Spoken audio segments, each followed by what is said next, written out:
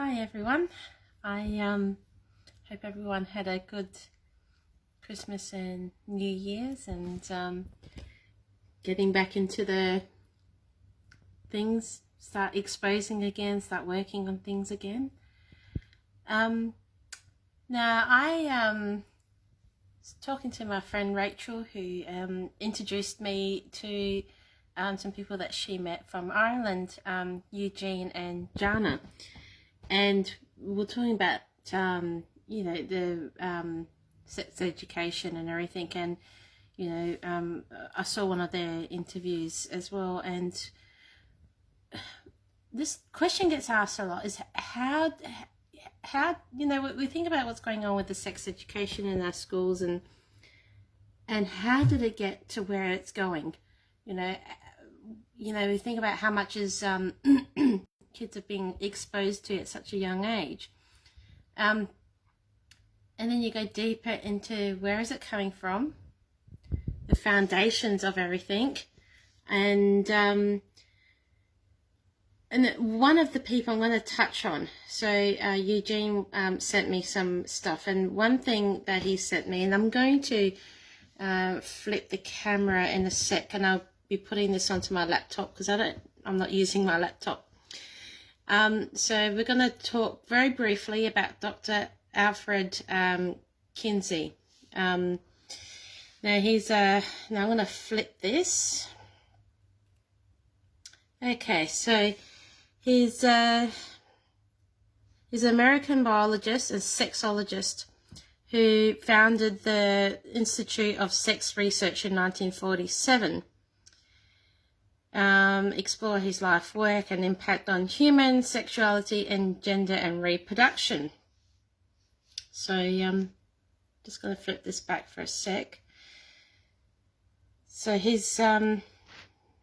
So I'm going to put up a book that I started to read that Eugene sent me. It's a PDF. I've got a PDF version of this book. Sexual Behavior in the Human Male. So before I switch it back, this book is a book compiled of his research. So I'm just going to flip this around again. Okay, Sexual Behavior in the Human Male, and it was written in 1948 and published 1948. So there's been multiple copies there. I'm going to flip this back down. So there's a few key areas I haven't gone to. I haven't read all the book, and it's quite gross, to be honest. But so there was about 12,000 persons who contributed to the data. And of course, this book was funded by Rockefeller. Now, I found this somewhere else. I can't find it, but I know I saw a documentary. So the Rockefeller Foundation are the ones that funded his study. Now, I've made a few notes. I'm going to get to that I've written down. Now, let's go to page 6. And then you're going to find this very gross. So, I found this very gross, this book. I'm just going to skip through to, and you'll know why. So if you've got a soft stomach or heart, and maybe this book might not be. I cried when I read parts of this book. That's how gross it was. So I'm going to bring the right part up. Now, under the objectives in the present study, and I'm going to flip the camera in a sec. I'm just going to find the right part so I can read the part that So about the study. So this is a study on about orgasms, sexual arousal in men, or in boys and men, but they did do some on females as well. Now, where was it? We have only begun to accumulate the data from the highly important chapter that involves infants and very young children.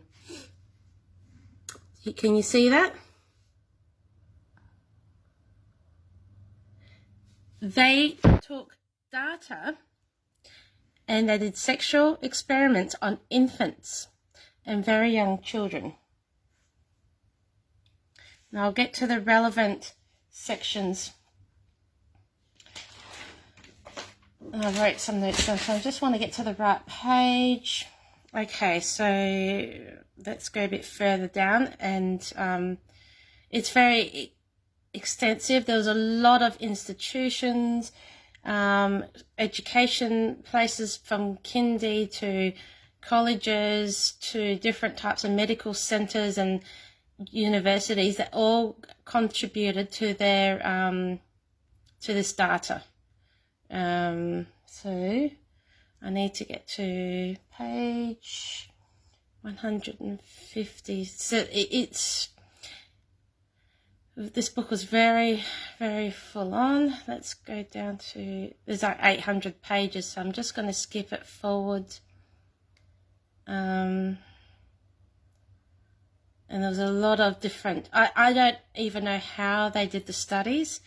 A lot of it was questionnaires. They asked, different people from different ages about, sexual encounters. And, all right, so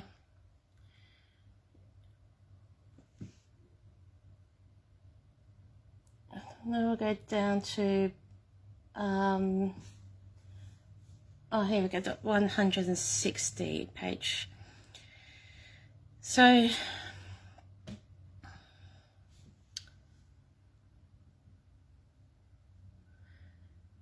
now it goes into, now I'm going to switch the camera back over.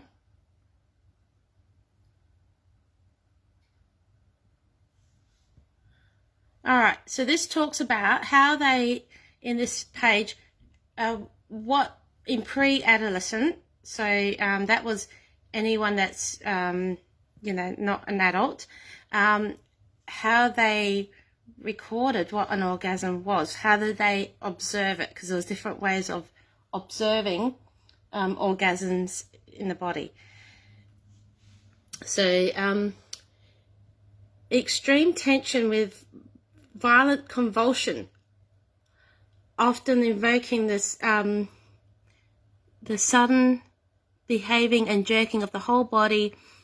So pretty much children, because and I'll get to the charts where you can see what ages we're talking about. They observed children and infants. So somehow they stimulated them, they forced them, and they stimulated them to have orgasms, and they were able to somehow record this information. And that this is being recorded in the book from this doctor. Now I'll get to page, so there's different data here. So you can see ages 5, 6, 7, sexual play, so there's all percentages there. The most gross one, page 100 and a bit further. Oh, they even timed how long it took. How long it took to get an orgasm. And it talks about, by 7 years age of 5-year-olds, 12-year-olds, even younger. I'm not making all this up. Now this chart here, 180, okay, so which chart? Now I'm just looking through, which chart was it? No, it's a bit further up. Oh, too far. Yeah, so sorry, I'm not very organized. It's showing this number of orgasms and cases studied. Yeah, so this is very, I thought it was, there was another, age 1, 2, 3, 4-year-olds. Oh, here we go.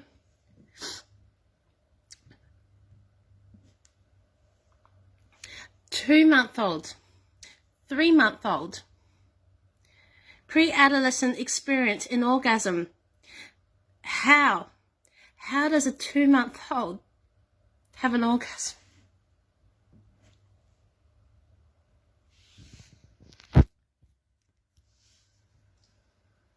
I haven't read through that whole book.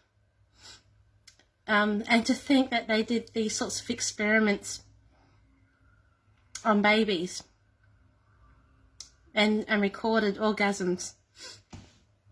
Apparently, this doctor, he changed, his whole institution changed the way sexuality is looked at. So, and I wonder how much the Rockefellers funded him for this research. I'm not going to give my opinions on the I think a lot of people out there have the same sort of thoughts and opinions as what I have. But it's gross. I don't think you can actually get a copy of this book anymore. I don't know how Eugene was able to get a copy down, and I've got the PDF. Anyone who wants to read this, I'll be happy to maybe share the PDF out there, and we can look at other people who apparently have influenced us in history to find out how do they come up, why do they need to sexualize children. It's so diabolical, it's so evil, to be quite honest. You don't do that to babies, you don't do that to children. I don't even know how they can, what the benefit was. I don't know how they did it. I don't even know if they probably would have fudged the research up. I don't know how they could have replicated the research in an ethical way, or how they did it in any ethical way. So, so I just thought I would share some of those. I haven't had the heart to actually read the rest of the book. It was so gross. Just wanted to point out a few key areas, but it makes you wonder, the people that changed, had influence. These people had major influences with their studies, especially on sex education. So, and social justices, that's the other thing. So, there's a lot of things that happened in history, and I think it's, from what it's had a major influence on the World Health Organization and the UN. I won't go into that now. So that's just one person that we've looked at in history who's did some horrible research. Anyway, I'm not going to stay any longer. I'll keep exposing another time. I'll find something else to expose, but go back, do your research, look up this guy, and if anyone wants any of the this book, a copy of it, or anything to look at, I'll be showing more, I'll be exposing more, and look, we've got to keep exposing and keep pushing back, guys. See ya.